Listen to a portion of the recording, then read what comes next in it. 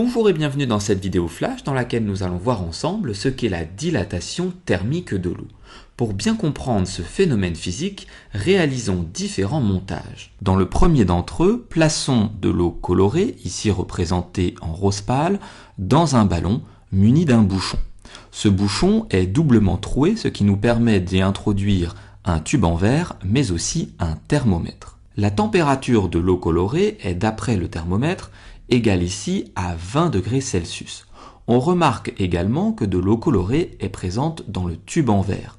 Le niveau de l'eau colorée dans le tube en verre est indiqué par la flèche bleue. Réalisons un deuxième montage dans lequel on place cette fois-ci notre ballon dans de l'eau tiède. Le thermomètre affiche une valeur pour la température plus élevée que précédemment. L'eau colorée atteint une température de 35 degrés Celsius. On remarque également que le niveau de l'eau dans le tube en verre a augmenté. Passons maintenant à un troisième et dernier montage dans lequel on place notre ballon dans de l'eau chaude. La température de l'eau colorée est, d'après le thermomètre et de manière assez logique, plus élevée que les deux cas précédents. Elle est égale à 55 degrés Celsius. D'autre part, on remarque là encore une augmentation du niveau de l'eau dans le tube en verre. Plaçons-nous maintenant à l'échelle microscopique au niveau de l'eau colorée présente dans les différents ballons. Pour le montage numéro 1, on remarque que nos molécules d'eau sont proches les unes des autres, mais en mouvement les unes par rapport aux autres.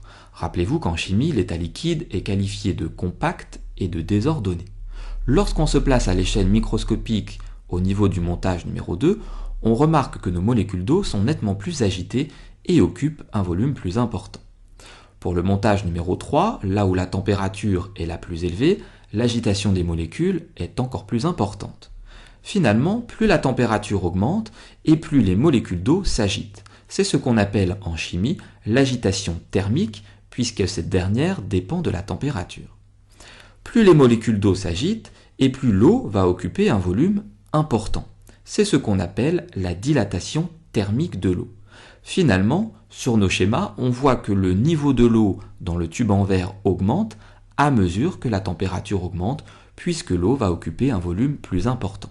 Pour information, le réchauffement climatique entraîne une dilatation de l'eau des mers et des océans et a donc pour conséquence une montée du niveau de l'eau. Cette vidéo est maintenant terminée, j'espère qu'elle a été claire. N'hésitez pas à vous abonner à ma chaîne YouTube et je vous dis à très bientôt pour de nouvelles vidéos.